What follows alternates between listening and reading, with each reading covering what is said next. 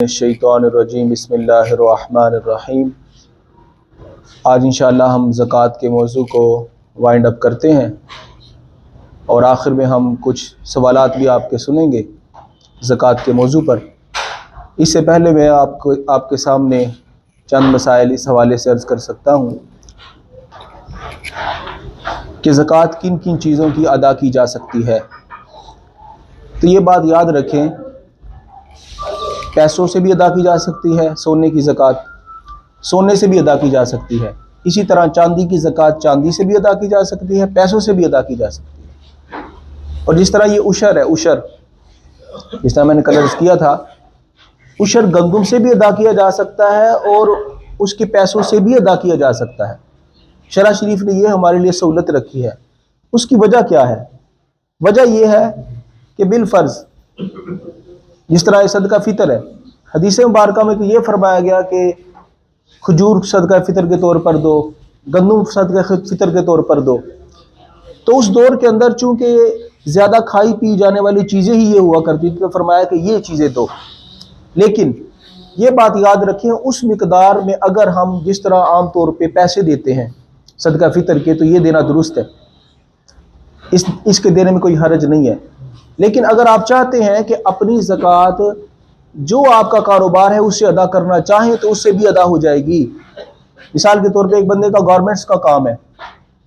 وہ کہتا ہے کہ میں پیسوں میں زکوٰۃ نہیں ادا کر سکتا، میرے پاس اس وقت پیسے نہیں ہیں، تو وہ کسی غریب فقیر کو اپنی گورنمنٹس کی دکان سے پیسوں کے بجائے کپڑے وغیرہ بھی زکوٰۃ کے طور پہ دے سکتا ہے۔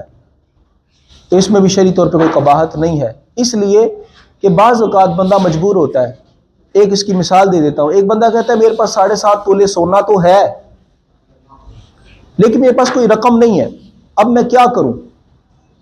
تو اس کے بارے میں یہ ہے کہ اگر وہ اس سونے میں سے اتنی مقدار کی جتنی اس کی زکوٰۃ کی بنتی ہے وہ بھی بطور زکوٰۃ کے دے سکتا ہے، بعین ہی سونا بھی دے سکتا ہے، سونے کے دینے میں بھی کوئی قباحت نہیں ہے۔ یہ ضروری نہیں ہے کہ اس کو کہا جائے کہ تم سارا سونا بیچو اور بیچ کر جو ہے نا وہ پیسوں میں زکوٰۃ دو، بلکہ وہ سونا جتنا اس کا زکوٰۃ میں بنتا ہے اتنا بھی وہ کسی کو دے سکتا ہے۔ اس طرح چاندی بھی وہ کسی کو دے سکتا ہے، اس کے دینے میں بھی کوئی قباحت نہیں ہے۔ یا آپ کا جو بھی کاروبار ہے، آپ کا اوورآل جو بھی کاروبار ہے، آپ کہتے ہیں کہ میں پیسے تو نہیں دے سکتا لیکن میرے پاس میری دکان میں یہ میٹیریل موجود ہے، تو اگر کوئی مستحق ایسے مل جاتے ہیں جنہیں اس کی حاجت ہو تو وہ آپ کا سامان وغیرہ بھی بطور زکوٰۃ کی دیا جا سکتا ہے، اس میں کوئی حرج نہیں ہے۔ لیکن بہتر یہ ہے پھر بھی کہ پیسوں کے ساتھ زکوٰۃ دی جائے۔ اس کی وجہ کیا ہے؟ اس کی وجہ یہ ہے کہ مثال کے طور پہ ہم ایک غریب کو گارمنٹس کی دکان سے، میری گارمنٹس کی دکان ہے بالفرض، میں سوٹ دے دیتا ہوں، لیکن اس وقت تو اس کو سوٹ کی حاجت نہیں، اسے تو کھانے پینے کی حاجت ہے۔ اسی طرح آپ اور مثالیں دیکھ لیں، ایک بندے کی موبائلوں کی دکان ہے، وہ کہتا ہے میں موبائل کسی کو زکوٰۃ کے طور پہ دے دیتا ہوں۔ اب جس بندے کو موبائل دے رہے ہیں اس کو اس وقت موبائل کی ضرورت نہیں ہے، اس کو تو کپڑوں کی ضرورت ہے، تو لہذا فقہاء نے یہ فرمایا کہ پیسوں سے زکوٰۃ دینا بہرحال اولا ہے۔ کیوں بہتر ہے؟ اس لیے کہ پیسوں سے بندہ سب کچھ خرید سکتا ہے۔ اب ایک بندے کو ہم نے دے دی پوری ایک 100 کلو گندم کی بوری عشر کے طور پہ، اب وہ بندہ 100 کلو بوری کا کیا کرے؟ اب وہ بیچنے جائے گا، منڈی والے اس کا ریٹ کٹا دیں گے۔ تو لیکن اگر یہ اس کو پیسے دیتا تو پیسے یہ آسانی کے ساتھ اپنی جو بھی سہولیات کی جو چیزیں تھی، ضروریات کی چیزیں تھی، وہ اپنی بازار سے پرچیز کر سکتا تھا۔ لیکن ہم نے اس کو گندم دے دی، گندم اب مدرسوں میں تو چل جائے گی کہ ادھر طلباء ہوتے ہیں، لیکن ایک غریب بندے کو آپ اتنی زیادہ گندم دے دیں، وہ اتنی گندم کا کیا کرے گا؟ تو اس لیے فقہاء نے فرمایا کہ عشر بھی اگر آپ اپنے دانوں کے بجائے اس کی قیمت ادا کر دیتے ہیں تو اس سے بھی زکوٰۃ ادا ہو جائے گی۔ پھر اس کے بعد یہ بات بھی یاد رکھیں، زکوٰۃ میں جو مال دینا ہے، زکوٰۃ میں بندے نے اگر اپنی دکان سے کوئی سامان وغیرہ دے رہا ہے تو اس کے لیے ضروری نہیں کہ وہ سب سے اپنی دکان کا اچھا سامان دے،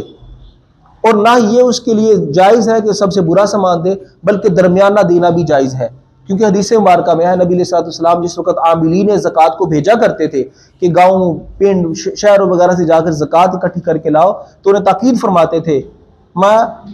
کرتے تھے نبی علیہ الصلوۃ والسلام کہ لوگوں کے بہترین مال سے بچنا، کہ لوگوں کو مجبور نہ کرنا کہ وہ سب سے اپنا بہترین مال تمہیں دے۔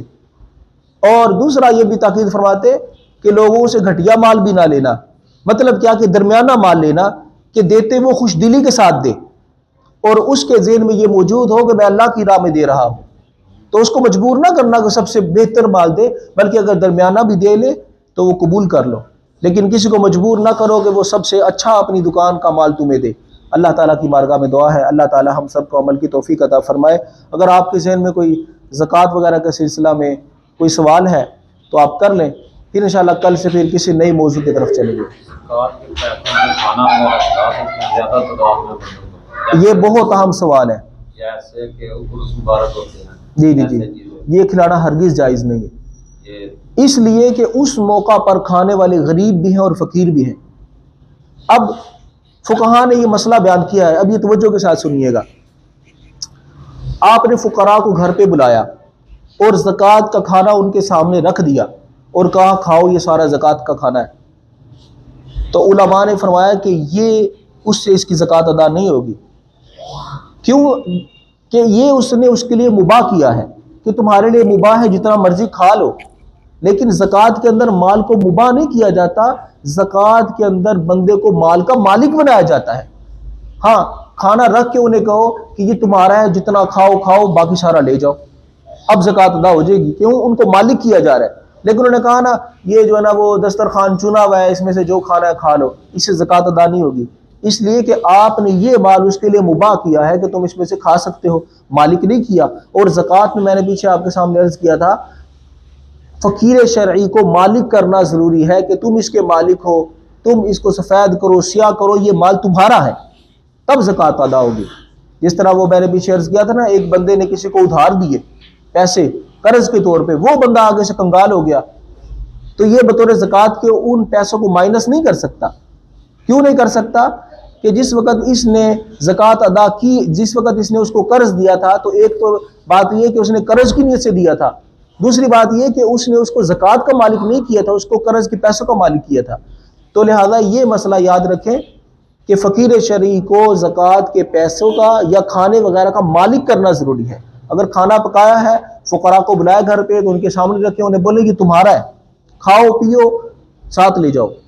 یہ ہمارے لیے جائز نہیں ہے اس میں سے کھانا۔ تو لہذا دربار شریف پر یا کسی اس طرح کے پروگرام میں اگر زکوٰۃ کا پیسہ لگتا ہے اس طرح، تو اس طرح وہ لگنا جائز نہیں ہے۔ اوورآل مسئلہ یہی ہے، اوورآل مسئلہ یہ ہے کہ جس جگہ پر، اس کی دو وجوہات ہیں، جس جگہ پر مستحق اور غیر مستحق سب لوگ جمع ہیں، اس جگہ پہ ہم زکوٰۃ کا کھانا دے ہی نہیں سکتے۔ اگر ان کا مالک بھی کر دیں پھر بھی نہیں دے سکتے، اس لیے کہ جو غیر مستحق ہے وہ تو زکوٰۃ کے پیسوں کے یا مال کے یا کھانے کے مالک ہو بھی نہیں سکتے شرعی طور پہ، تو لہٰذا یہ درست نہیں ہے طریقہ۔ اسی طرح میں عرض کر دیتا ہوں، بعض لوگ اس طرح کرتے ہیں، کسی غریب فقیر بچی کی شادی ہوئی تو کہتے ہیں چلو یار زکوٰۃ کے پیسوں کا نا ہم کھانا دے دیں گے، تو یہ کرنا بھی درست نہیں ہے، اس لیے کہ زکوٰۃ کے پیسوں کا ہم نے ان کو پہلے مالک کرنا ہے۔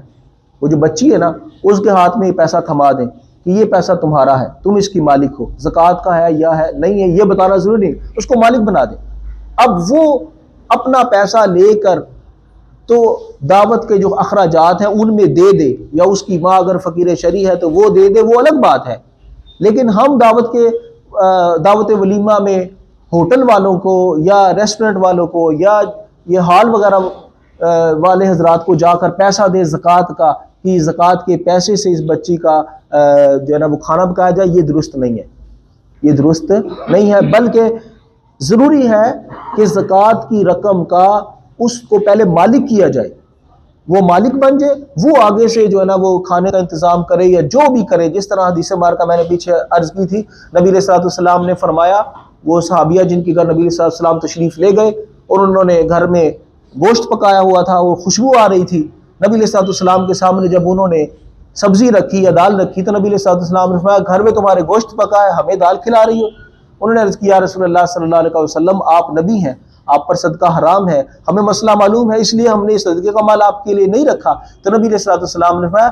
لکی صدقۃ، وہ صدقہ تمہاری حد تک تھا، وَلَنَا هَدِيَّةٌ، اگر تم ہمیں وہ کھلاؤ گی تو ہمارے لیے وہ ہدیہ بن جائے گا، تحفہ بن جائے گا۔ مطلب یہ ہے کہ اگر ایسے موقع پر زکوٰۃ دینی ہے تو پہلے ان کو مالک کر دیں، وہ آگے بے شک حال والوں کو کرایہ پے کرے یا کھانے کا جو مرضی انتظامات کرے، ایسی صورت میں زکوٰۃ ادا ہو جائے گی۔ لیکن اگر ڈائریکٹ ہم یہ کہیں کہ زکوٰۃ کی رقم سے ہم اس بچی کو جو ہے نا سامان دے دیں، یہ درست ہے، کیونکہ سامان کا بھی ہم اسے مالک کریں گے، بھئی یہ تمہارا مال ہے،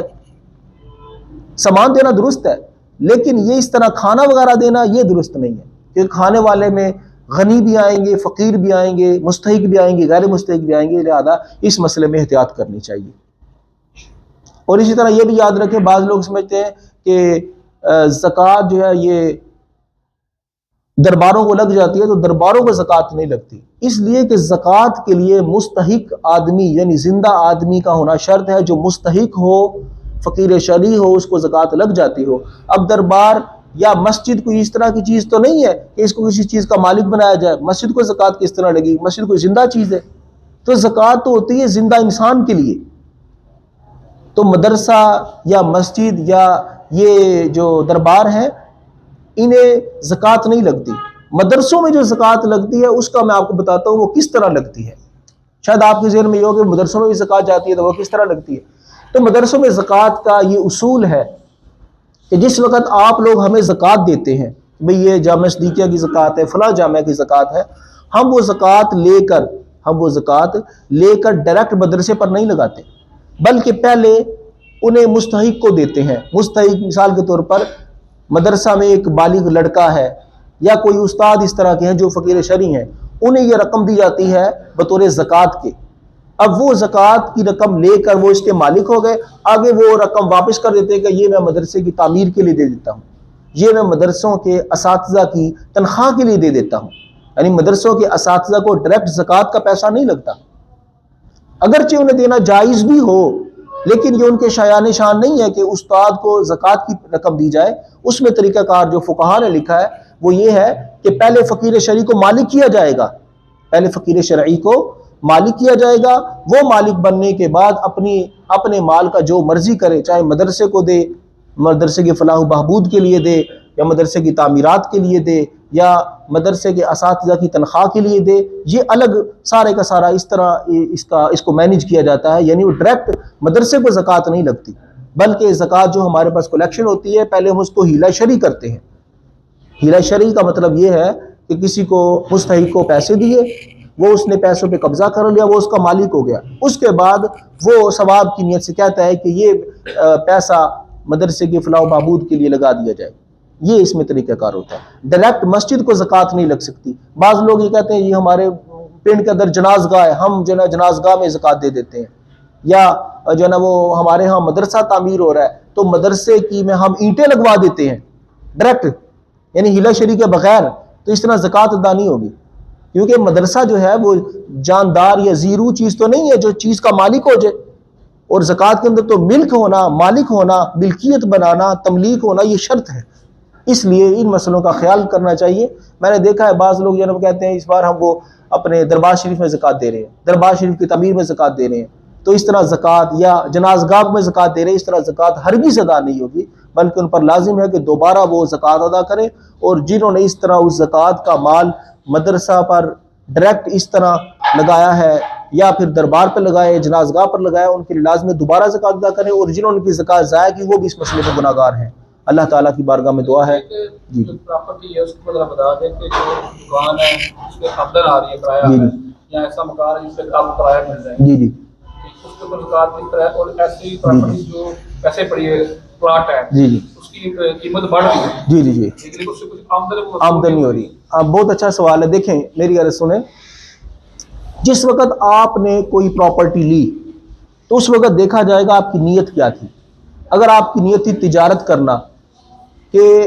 یہ آج میں نے لے لیا، آج یہ 10 لاکھ کا ہے، کل یہ 15 لاکھ کا ہو جائے گا، تو یہ تجارت ہے، ایسی صورت میں تو ہر سال اس پر زکوٰۃ ہوگی پرماننٹ۔ لیکن آپ نے مکان اس لیے لیا تھا یا پلاٹ اس لیے لیا تھا کہ کل کلا یہ میرے بچوں کے کام آئے گا، یا کل کلا میں اپنے مکان میں توسیع کروں گا تو 2 بچوں کو ادھر ایڈجسٹ کر دوں گا یا اپنا میں ادھر گھر بنا لوں گا تو ایسی صورت میں اس پہ زکوٰۃ نہیں ہے، اس لیے کہ وہ مال تجارت نہیں ہے، اس لیے کہ وہ مال تجارت نہیں ہے۔ اب جو آپ نے سوال کیا کہ ایک بندہ جو ہے وہ کیا سوال کیا تھا کہ ایسی پراپرٹی جس پہ مطلب دکان ہے، ہاں، دکان سے آپ کو آمدن آ رہی، کرایہ آ رہا ہے، ہاں، دکان سے آمدن آ رہی ہے، دکان سے جو آمدن آ رہی ہے، یا آپ نے اپنا جو وہ گھر جو آپ نے مستقبل کے لیے رکھا ہے کہ کل کلا میں اس میں آبادکاری کروں گا، بناؤں گا اس کو، اب وہ کرائے پہ دیا ہوا ہے تو اس پر تو زکوٰۃ نہیں ہوگی مکان پہ۔ ہاں، اس کی آمدنی جو آپ کے پاس اکٹھی ہو جاتی ہے دوسرے سامان کے، دوسرے اپنے مال تجارت کے ساتھ، یا دوسرا جو آپ کا سونا چاندی وغیرہ، تو ان سب کو اس کے ساتھ ملا کر ان سب پر زکوٰۃ دی جائے گی، لیکن اس مکان پہ زکوٰۃ نہیں ہے، اس مکان پہ زکوٰۃ نہیں ہے۔ خالی پلاٹ پڑا ہوا ہے، جی جی، ساری مکان 2 لاکھ ہے، جی جی، 5 سال بعد 10 لاکھ بن جائے گا، بے شک کروڑ کا ہو جائے، اس پہ زکوٰۃ نہیں۔ بے شک کروڑ کا ہو جائے، لیکن ہم نے دیکھنا نیت کی کیا تھی۔ نیت اگر تجارت کی تھی تو چاہے وہ 1 لاکھ کا بھی ہے پھر بھی زکوٰۃ ہے، اور اگر نیت اس کی یہ تھی کہ کل کلا میں اس میں اپنی سہولت کے لیے ادھر تعمیر کروں گا، اپنے بچوں کو ایڈجسٹ کروں گا، تو اس پہ زکوٰۃ میں اگرچہ وہ اربوں کا ہی کیوں نہ ہو جائے، اس پہ زکوٰۃ نہیں۔ اللہ تعالیٰ کی بارگاہ میں دعا ہے اللہ تعالیٰ ہم سب کو عمل کی توفیق عطا فرمائے۔